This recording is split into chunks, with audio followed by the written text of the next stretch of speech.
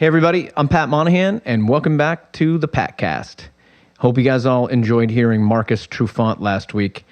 We have a lot more fun stuff coming up for you as we wind down 2013. The holidays are upon us again, and I'm very excited to announce that Train will be performing at the National Christmas Tree Lighting in Washington, D.C. That happens on December 6th, and if you aren't going to be lucky enough to be there in person, then you can catch the whole thing online at this website, www.thenationaltree.org.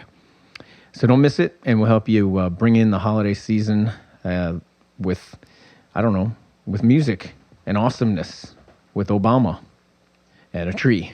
Once the holidays are over, Train's Sail Across the Sun tour will be right around the corner. It starts on Valentine's Day and takes you to Grand Cayman. So if you want to de-stress from the holidays and escape the cold weather, then go reserve yourself a cabin. I don't think there's many left. You can do that on sailacrossthesun.com. There should be a picture of Scott or Jimmy or myself without a shirt on if you want to visit that site. If there's no shirtless pictures, please let us know, and we will immediately put some up of other men who look better than we do. Now on to official Patcast business. A couple months ago, Train's summer tour had just ended, and I got started on some songwriting sessions. Pergo and I headed to London for a week where I met up with a bunch of other musicians and songwriters. One guy I met while I was over there was a songwriter named Scott Hutchison. Most people know him better as the lead singer and main songwriter of a band called Frightened Rabbit. Frightened Rabbit has been making waves in the indie music scene for around 10 years now. The band formed in Selkirk, Scotland in 2003. It began as just Scott writing songs by himself. Then his brother joined in the band, and they got a record deal and became a three-piece when they made their second record. Then they started touring a lot and became a four-piece. Now, with 4 albums, a 5th member, and significant touring under their belt, the band is based primarily in Glasgow, and they just wrapped up a U.S. tour opening for a band called The National. Scott and I met up on a gloomy day in a basement studio in London, and as soon as I sat down with him, I knew that he was a really special guy. He's a kind, lovely fella. He writes like a poet, and he's a talented musician. In this interview, we talk about what it was like for him growing up in Scotland, where his band name came from, how he approaches songwriting, and how being an uncle has changed his life. So here he is, everybody, from Frightened Rabbit, Scott Hutchison on the Patcast. What do you do when nobody's looking? Nobody's looking. What do you do? What do you do when nobody's looking? Nobody's looking, looking at you. You got to get it while the getting is good. Laugh when you can, cry when you should. You got to give it till the giving is gone. Do what you can, then you move on. What do you do when nobody's looking? Nobody's looking. What do you do? What do you do when nobody's looking? Nobody's looking, looking at you. So we can just do the song first, right, man? All good? All right. Sweet.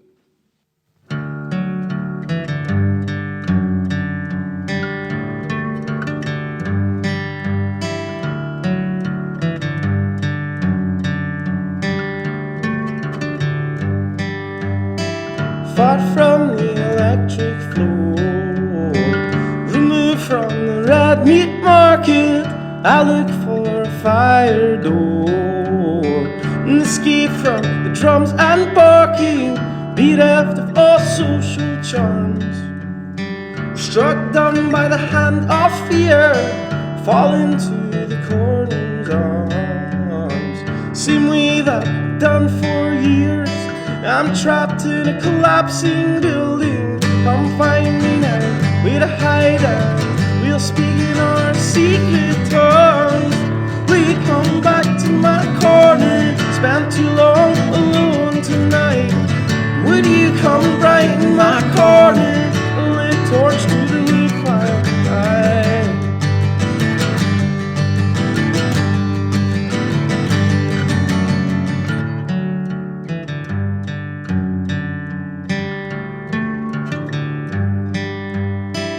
dead wood waits to ignite. There's no spark on a dampened floor, a snap limb in an unlit fire. Won't you come and break down this door? I'm trapped in an abandoned building. Come find me now, we'll hide out, we'll speak in our secret tongues. We come back to my corner, spent too long alone tonight. Would you come and brighten my corner, a lit torch to a pile of night?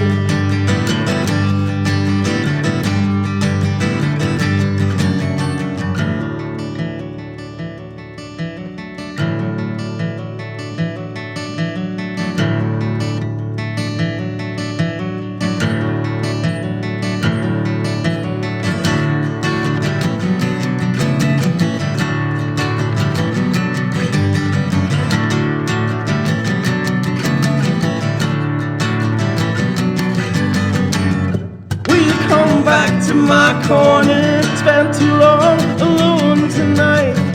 Would you come and brighten my corner, a lit torch to a pile high?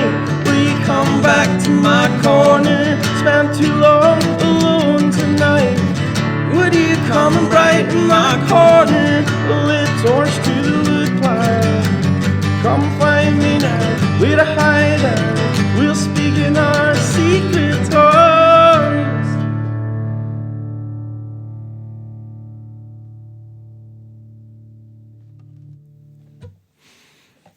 Dude, that song rules, man. Want to Thanks. set you on your guitar and then you can just Yeah, chill? let's do that, yeah. That sounded really good to me. How about you? I'm happy. Cool.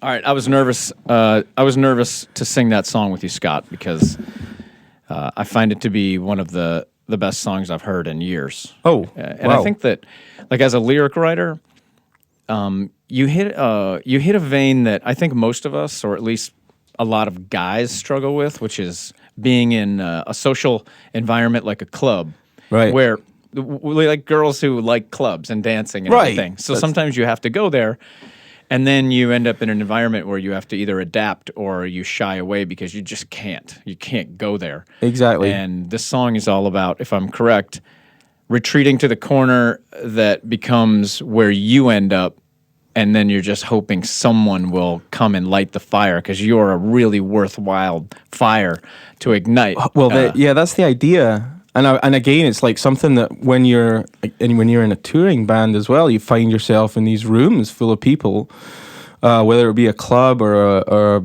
even a dressing room, where it's like the safest place I can think of is just to stand in the corner, or sit in the corner, and it's all this like residuals from childhood as well, you Yeah. know, and I've always been that So way. so let's go back to childhood. Let's start by saying I'm here with Scott Hutchison, who is a Scottish musician, one of I think one of the great musicians that's around today. I should say one of the great artists that's around today, because Thanks. I feel like you're more than just a musician. You're a writer, you perform, and you do everything. But you're in a band that is basically you that you've graduated from member to member to member, Yeah. just adding on, and a band called Frightened Rabbit. So do you want to talk about that for 1 second and how you named yourself that? Well, this ties in weirdly to what we were just talking about. When I was a kid, I was socially awkward, like really painfully shy, and my parents, when you have to go when you're a kid, you have to go and go to your parents' friends have parties, and you have to go and try and socialize with their kids, even though they're not your friends. It's terrible. So this is again. So I would be caroling. Did anybody ever call social services on your parents? Because this is No. I'm kidding. Well, no, it wasn't their fault. They really Yeah, tried of with course. me. They Yeah. had to put me. They put me in an extra year in like kindergarten, and just to try and bring me out of my shell. And I would cower in the corner like a frightened rabbit. And I thought there was something mildly amusing about becoming the frontman of a band that is named after your complete social awkwardness. Yeah.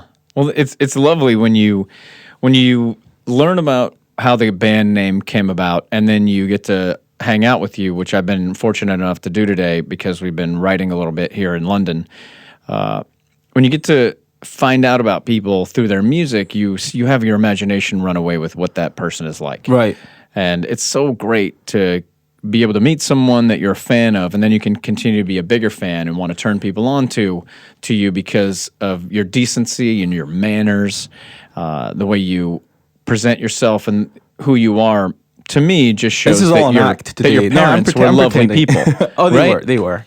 And so, yeah, you're. I know you're acting. Yeah. And but the fact that your parents were able to get you to this place where you did get out of your shell, they must have worked really hard to just love you through it, right? They did. They persevered with, me completely objecting to, to social situations and kind of, but, at the same time tried not to. There's two ways you could deal with it, I suppose. You could either just push me out and go deal with it yourself. Right. It was a slightly more subtle approach that they took, and they didn't try to protect me, but they didn't just try and throw me into the wilderness. It was I have my parents to thank for a lot.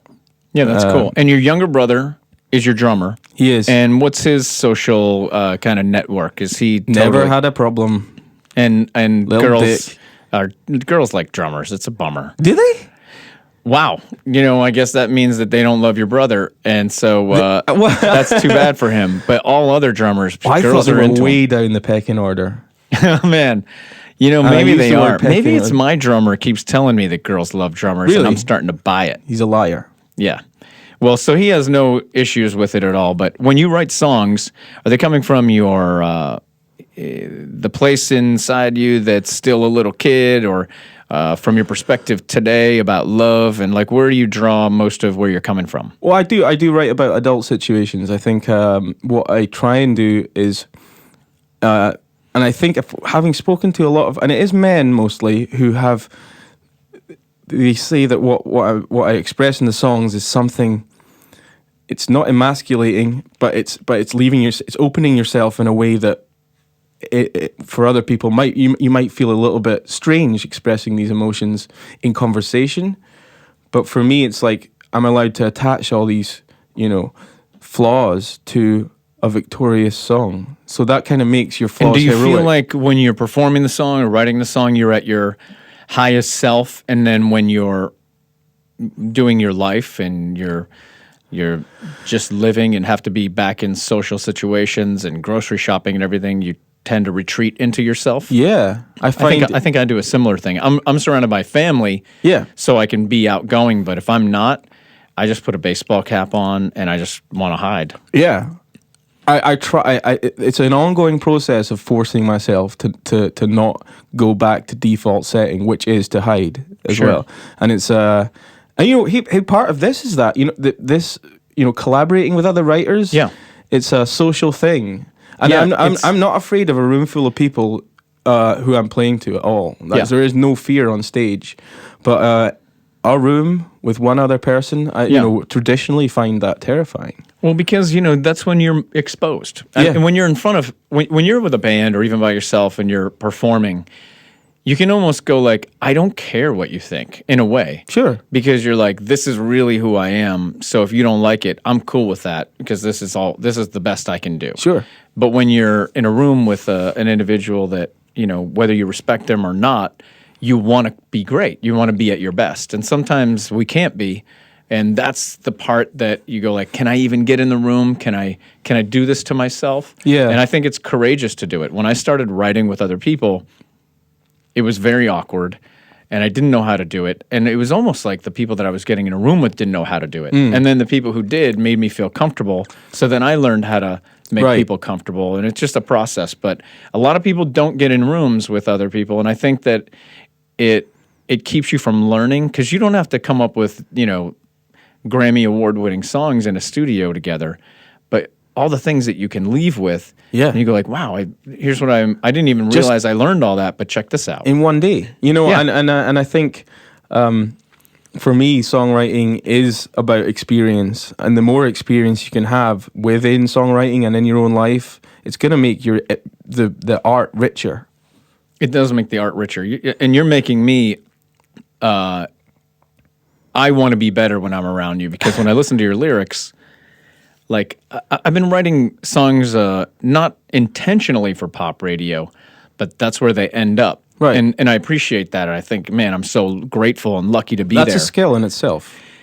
Yeah, and I have a lot of respect for people who can get there. But what you're doing is it's a big thing because it's very individual. And I think that, the United States will gradually grow into knowing who Frightened Rabbit is Right. more and more and more. And then you'll take over the world like Kings of Leon did. Like Kings of Leon, those guys, no one really cared in the U.S. And I they were know that, selling yeah. stadiums out in Yep. Europe. And then all of a sudden, somebody, just it triggered all the background. Yeah. Then all their history just caught up to them, and now they're massive in the United States too. And they should be. They're a great band. And I think a similar outcome is coming your way. Because you write from a place that it's very genuine. And it's very authentic. There's nothing that sounds like something somebody else is doing, and you're not afraid of. Like you said earlier, how did you describe it? You're trying to do something simple, but in the most complex way possible. Yeah, that may be it. Yeah. I think I've been writing for the past 10 years since I've been writing, or more actually. But like pop songs that with strong melodies that open the door into more complicated ideas. And there are layers. I think every song should have layers. If you want to investigate them, great. Go in and have a hunt around. If you don't, then there's a great thing for you to sing along to with your friends, and that's all you need. The idea is in music.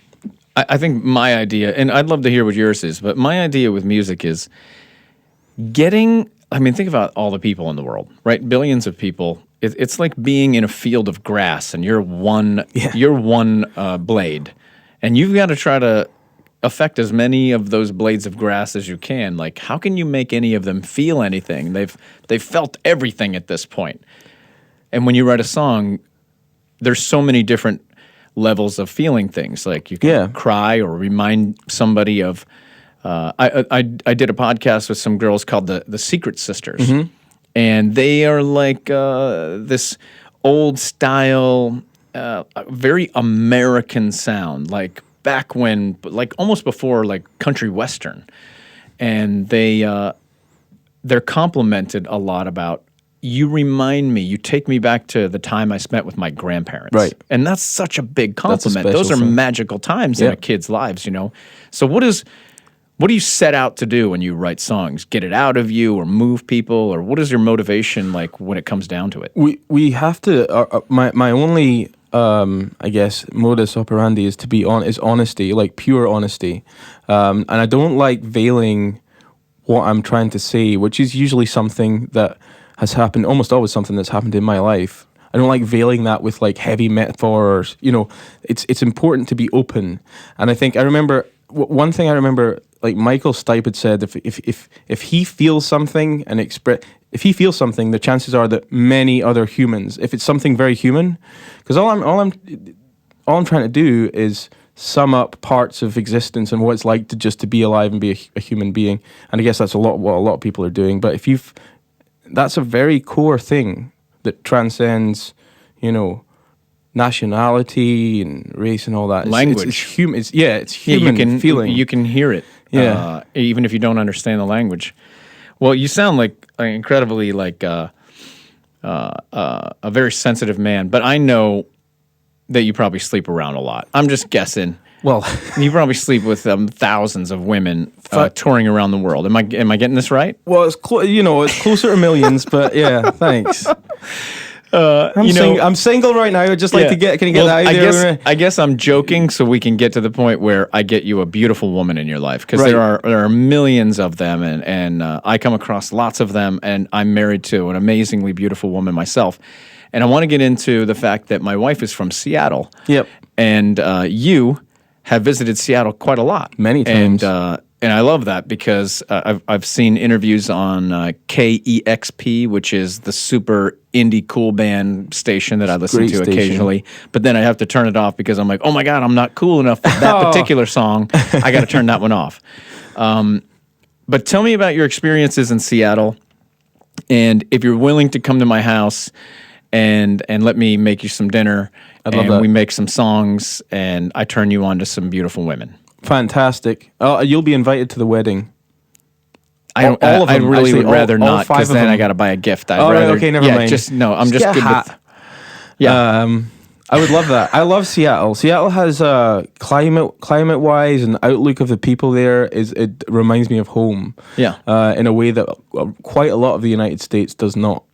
And I just think there's a Now, is this an on-stage or off-stage kind of just observation? talking to people and walking around the city. Yeah. And how do you feel about the audiences for you there?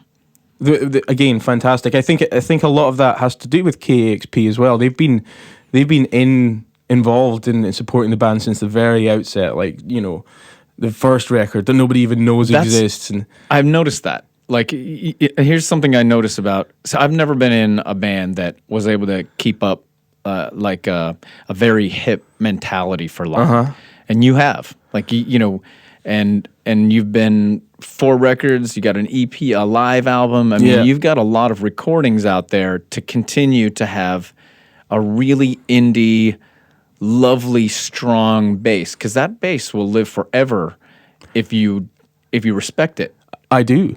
Yeah, I know you do. I see that you're unlike a lot of bands that after the first record, it's like, okay, I'm done with those guys. I'm moving on to the next thing. They're not doing that with you.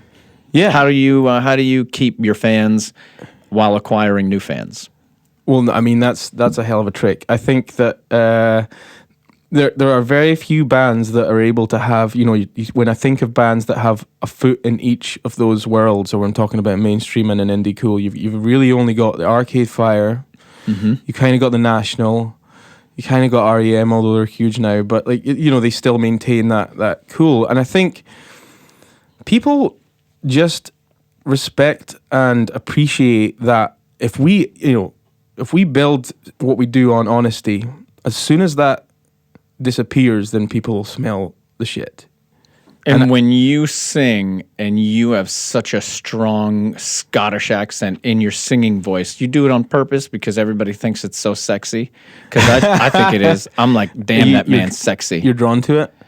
Well, I mean, you know, that's another thing that's happening in the United States is they hear you and they go like, that guy's just cool. Listen to him. Well, I can't help it. You know, for a long time, though, it's funny because I've always sang in my own accent. I think it would be strange of me to sing about my own life in someone else's voice somehow. But it was not cool in Scotland for a long time. I don't know if you've heard of the Proclaimers. No. Who are a Scottish act, two brothers who've written a couple of iconic Scottish songs in a kind of a fun way. But they were never cool, and they sang in a broad Scottish accent, and I think those associations were hard to push back for people. Really? So it wasn't cool. It wasn't cool Not in to Scotland. the people of Scotland. No. Huh. That's interesting. So isn't it funny how like when we, you know, when Train goes to Scotland, Yeah. I've had like teenage girls say, "Can you just say something? I just want to hear your accent." Right. And when I think of my accent, I just think, wow, that's a really boring accent. That sounds like television. There's nothing. Well, that's why they like it. 'Cause Maybe. yeah. And then when I hear you, I feel like, man, that's where it began. That's where the Right. language began, is right here. This Yeah. is the heart of it, you know. But you're a movie star. And I know, I know I When am. that's the voice that you have. It's movie star voice, Right. rock star voice. But mine is not rock star voice. Mine's It kind of is, though. I mean, what I think people in the United States that I would know would be attracted to is like Pergo here. He loves Canadian girls and anybody with an accent. Right. A girl or boy. It doesn't even matter. He finds you attractive. super. And so imagine how many of that guy is around, or a girl, and they just think a Scottish accent, that's all I kind of need. So you think that maybe your future is in the United States, I guess is Maybe what I'm so, asking. and I could just completely let myself go physically, and still retain my accent, and I'll do. As I'll long do as you just have the fine. accent, who cares? It's so now that we kind of got an idea of you know, all the things that you've done. Let's talk about where you're going and what you have going on next. Right. We have, well, the record Pedestrian Verse haven't come out in February. It's been an absolutely non-stop year of touring so far, and that continues. We have a bunch of festivals, as is the tradition in this country. I think there are too many of So them. you spend the summer in Europe or in the UK or? UK and Europe, and then we have a couple in the US as well. We're coming to your hometown to do the Capitol Hill Block Party. Right. Will you be going to San Francisco? Because that's my hometown too. Oh, sorry. Did I get that wrong? Okay. No, it's good. Not on You're that going to trip. Seattle. Not on that trip, but not San Francisco. We will be back, and then so thereafter we come back in September to tour with the National, and then we've got some headline shows. And you'll be in San Francisco with the National and Seattle. Only Seattle. Only Seattle. I think we'll be San Francisco by ourselves. Oh, cool. Great. And so your website is frightenrabbit.com? Correct. Yeah. And all that stuff is going to be up there, and Yeah, your supporting dates with the National and also your headlining dates are going to be up. Everything's there. Everything's there. All you need to know. Is there a way to contact you? Do you still send demos and cookies and biscuits to people? old, yeah, okay. This is really, I get asked about this all the time. Well, it's which this proves that it fucking weird worked. thing, man. It's You can't like send cookies to people and think people aren't going to ask about it. They loved it. You know, here's the thing: if you didn't like the music, then you had a tasty treat, and if you did like the music, then you had a tasty treat. When you did this was your first demo, right? Yeah. And you sent how many of these batches of biscuits and how far? Well, a few went to the U.S. Yeah, we were like picked up by a music blog that's related to an NPR station, and so we had a small kind of peppered fan base throughout the U.S. So I sent some over there. I don't know how they got through customs. There was nothing weird in them. Yeah. Just raisins, and Were they like magic raisins? no, they were magic beans. So yeah, they went far and wide. These biscuits. I don't know if they made it in one piece. I have met a couple of people who told me they still have theirs. They refuse. They still have the cookies, I think that's disgusting. the biscuits. Yeah, That's a weird thing. See, I told you, man. People are weird. I know. You got to get away from them. All of them.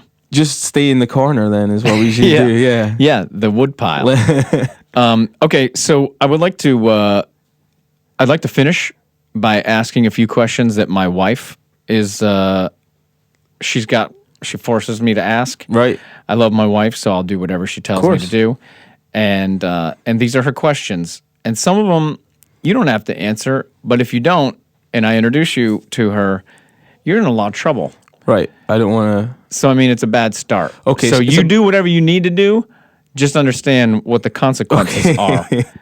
Okay, here, let's start with, what are you afraid of? Heights. Terrified of heights. So, man, you're afraid of heights when it... Okay. What are you best at? I think I am. Oh, I'm pretty good at sleeping, but that's a basic human trait. Although it's not a No, given. it's not, though. I'm terrible at it. Right, So okay. Are you really genuinely good at sleeping? Like, could you sleep in this studio? Oh yeah. How long would it take you to go? Well, I've had a coffee or two today, so it would take a couple of hours. When you fly to the United States, does it twist you up? When you go to Australia, does it? Australia was weird because I was like, we just came back from Australia, and you find yourself, because of the time difference, you wake up and you think it's dinner time, and I was waking up and wanting a beer. when I go dinner home. time. I want a beer. Which actually is not that abnormal in Scotland. Yeah. No, it sounds perfect. I want to go to. That's why I love Scotland so much. Right. What's left to do? I mean, you've just begun in most ways, right? Absolutely everything. I think we were talking earlier about how this does not have an end. When you think about some of the things that will validate you, though, just personally, because we always need to continue to validate ourselves. Is it Right. Is it having one of your heroes guest on one of your records? Is it winning an award? Is it selling out a certain venue? What are some of the monumental moments to like help you, encourage you that you're on the right path? I think. Well, first of all, I think I'm sort of. I have enough self-confidence to know when I'm doing the right thing. But it is when you get the respect of people that you respect, and that's that's something. You know, like the National asking us to tour with them. That's a big thing for me. Yeah, because that's a that, cool thing, right? You know, validates, and I'm a huge fan. You know, I'd love to. My favorite writer ever is Jeff Tweedy of Wilco, and Wow, if I cool. could ever work with him, then I would be. Man, let's make it happen, man. Well, I'm I sure said that he's a it. big fan of yours too. And have you met him? No, No. no, but I've met some of the guys in the band. Yeah. And yeah, they're very beloved. Well, So I that's would- cool that you love him. Yeah. I'm sure that he's a fan of yours though as well. Now that now that you've thought about what you want to do, how are you going to do it? How are you going to meet Jeff Tweedy? I mean, I'm not going to do it. I just mention it everywhere I go to Oh, do you? everyone. That's part of this. I'm glad you asked that question. I was just gonna completely wondering where you were ram gonna it slide in there that in. anyway. Yeah. All right. Well, I mean, hopefully he'll listen to this podcast Yeah. at some point. Right. He probably won't. But what's your most memorable personal moment, or one that is recent enough to spark the answer? I mean, there's Personal, not professional, because the professional is next. not professional. Oh No, there's a geez. personal and then professional. Okay. Like a personal I moment. remember when my elder brother had a daughter. She's now 3, and previously, like, kids and I didn't really get along. Like, I didn't really care about other people's kids. I'm and- pretty sure my kids don't like you. Right, And they've never met you. Well, so I get don't it. mind. I'm pretty sure I don't like them. Yeah. It's because I only like. And I You son of a remember. bitch. There's a really. This is a bit mushy, but like I remember one time she was like 2 at the time, and we were just walking back from the park, and she just reached up and took my hand, Aw. and I was just like completely melted inside, and she was Crazy, like, right? "This kid likes me." It's really, so- like, maybe even loves me. Yeah. And it was incredible. She Man, liked you her make me uncle. all teary-eyed, man. I was- love stuff like that. Yeah, It's so magic. That, for me, yeah, it was the first Yeah. kid that actually liked me. That's amazing when that happens. Yeah, it was great. And when you have children, they're gonna like you, and then you're gonna be like, "Whoa, I have a lot of responsibility." Yeah, because exactly.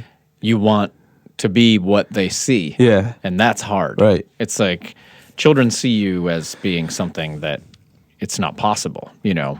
So you just do the best you can to actually come close, and then I love that moment. That's a really magical moment. So, what's your most memorable professional moment that you can think of recently? I had this is the first time we played the absolute. I'm sure there's a similar thing in your own hometown. The venue that I went to see all of my favorite bands. I saw the Foo Fighters and when I was a teenager, like Green Day, all sorts of great stuff there. The first time we headlined that and sold it out was like a huge moment. It's called the Barrowlands in Glasgow. You played there? I don't think so. No. How Okay. large is that? That's like 2.5. Yeah, we should have played there last time we were there. We played the Academy, Right. which is like half of that. No, Academy's bigger actually. Oh, Yeah. That's like I think the Academy's almost 3. okay. Yeah. Well, yeah, that's Glasgow has become,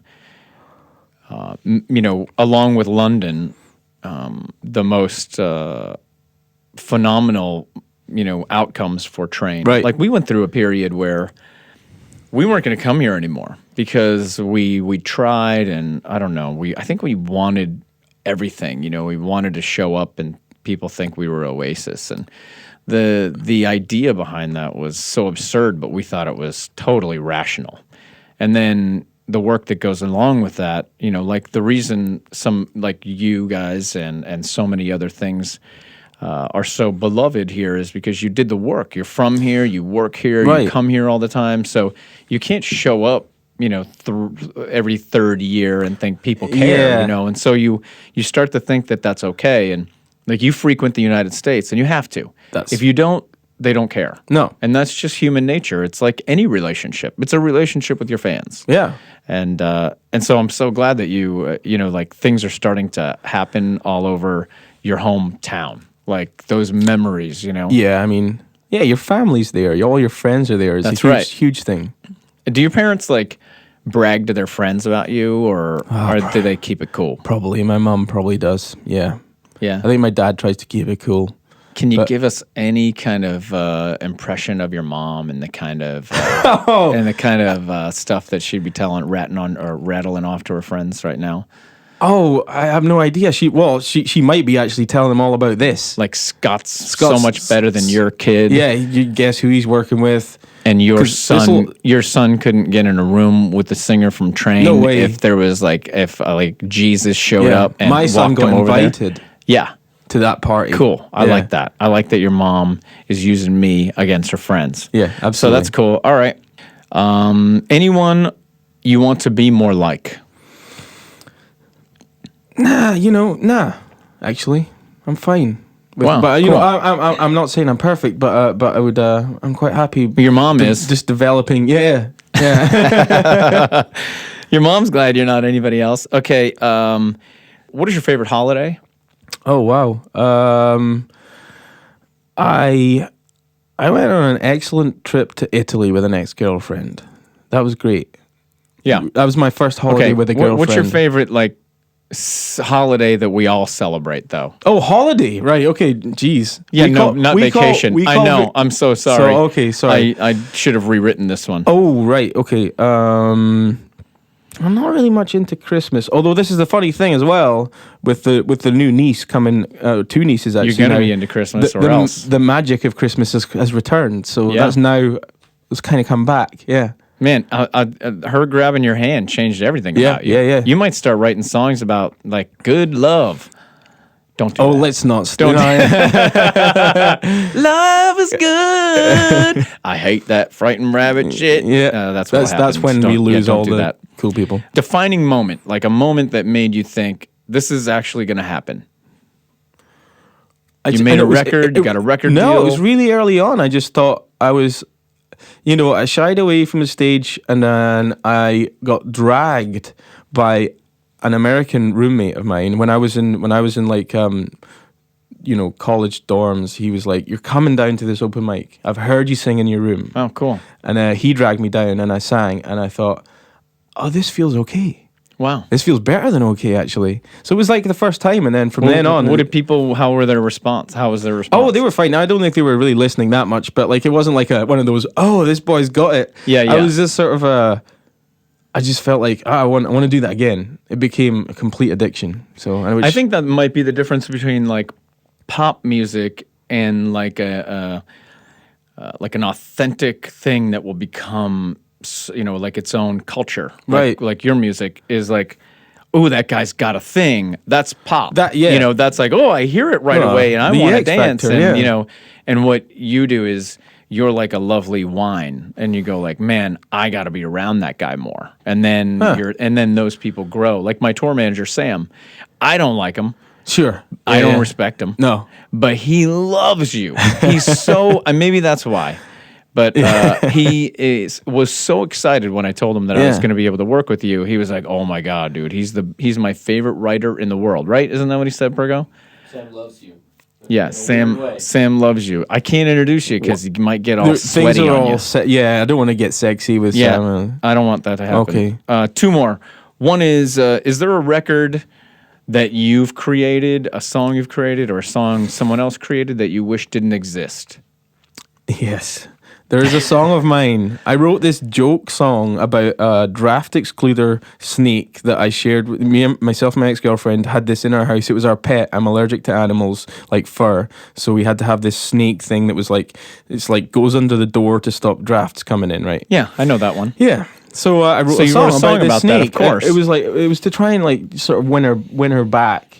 And it found its way onto a record, and I still can't think what the reasoning with this. And to this day, if I'm playing a solo show or even with the band, the most often requested song is Snake. And you don't want to do it. I do it like once a year, and it goes into this whole tale of what's And Snake. you wish it didn't exist because then you have to play the song that you don't even dig. Well, here's the But if it's the most requested song, why wouldn't it become one of the most played songs? I don't understand. It's just like it's a song that for me it's like I find it a little bit like annoying that a song that took me 20 minutes to write as opposed to, and they don't call out for the ones that I was poring over my notebook for 2 I know. days. But we were talking about this. It can take 20 minutes to, and there's Yeah. something about it. So Yeah. who am I to argue? But I wish it's the burden. It's Wow. the burden. It's funny. I think you should play it to all your fans every time they ask. I think you should just embrace the song and really start enjoying it. You're probably right. So, last question. Yep. What is something that someone said to you that changed the course of your life? Like a lot of guys or girls are like, my parents hated what I was doing. They never wanted me to do it, and it made me want to do it that much more. Or I had a teacher once tell me that, like John Popper, he said in John Popper from a band called Blues Traveler. He's Right. like maybe the greatest harmonica player of all time. And when he was in high school, his graduation year, they told him, I think his report said, very unemployable. And that was he was like, great, because I Yeah. plan on being one of the greatest musicians ever and not having a problem. Yeah, exactly. I remember when I was starting to play the guitar. My elder brother had taught me the basics, and I just kind of started taking it from there. I wasn't very good, admittedly, but he came. You know, I looked and still look up to him. And I was like maybe 12 at the time. He was 15, and he comes in. I'm playing, and he opens my bedroom door, and just the only thing he says to me is like, "How come everything you play sounds like shit?" Wow. And I I was love like, that guy. I will show you. And ever since then, since that day, I've been trying to show him that I don't play like shit. Man, I'm from Pennsylvania, and that is a very Pennsylvania thing to Right. say to somebody. And then he left. That was how all he come said. Everything you play sounds like shit. And then he leaves. And gone. That guy's from Pennsylvania. Left me like absolutely heartbroken. You Well, know, let me like, tell you, I admire your brother now more than anything I've ever. Yeah, he's all right. Man, I love that he did that. And he probably. It's funny, brothers are so shitty to each other sometimes, but they motivate you in a way that maybe yeah. no one else can. Oh, yeah. I know kids that they're got beat up their entire lives, and now they could kill their big brother. Yeah. But they wouldn't dream of it because No. they aren't a badass. They're only a badass because they got beat up their whole lives. And if you know? someone else had said that to me, I wouldn't care. But Sure. because I looked up to him so much, I'd be like, yeah, it meant something. I have to. Well, man, I can't thank you enough for talking to me today and also writing songs with me. I think Thanks that for you're, inviting me. I think that you're one of the great talents, and I feel honored to be in a room with you. Oh. And if you ever want to do it again, let's do it. And one day I'll introduce you to Sam. His last name is Mitchum. Right. We call him Stan Mitchell. Okay. Because it's almost that, and it's disrespectful when Yeah, you of do course. that, Yeah, which yeah. we think is very funny. Great. It's, all these things. And so it's funny. I have a short story about our tour manager. He's his name is Ian, and it's that's spelled, surprising it's for a spelled- guy from Yeah, right? Scotland. Iain, right? Yeah. And when he's advancing shows in the US, everyone thinks he's called Lane. Lane. Because yeah. So So you call him- disrespect him entirely, we call him Lane as Yeah. often as we possibly can. Thanks, Lane. Yeah. Man, I can't wait to meet Lane. Lane. Yeah. That guy is He'll- going to get it from both sides. Absolutely. And Stan, all right. I can't wait to meet Stan. Stan's Yeah. a great guy. yeah. He loves you. Scott Hutchison, everybody. Frightened Rabbit. Peace out. Thanks, man. Oh, no problem. That was Scott Hutchison from Frightened Rabbit. I love that guy. Really pleased to have met him. If you want to know anything more or see anything more, please visit Patcast Podcast at Instagram and Twitter, or you can go to patcast.com. Subscribe to the podcast on iTunes as well. If you want to know more about Scott Hutchison and his band Frightened Rabbit, go to frightenedrabbit.com, just like it sounds. Or at Twitter, it's at FRABBITS, FRabbits at Twitter. Or you can go to at @Frightenedrabbit_music at Instagram. And I think that's it for the podcast, except I would like to say, please have a safe, beautiful Thanksgiving, because I want to see everybody soon. Peace out. Have Thanksgiving.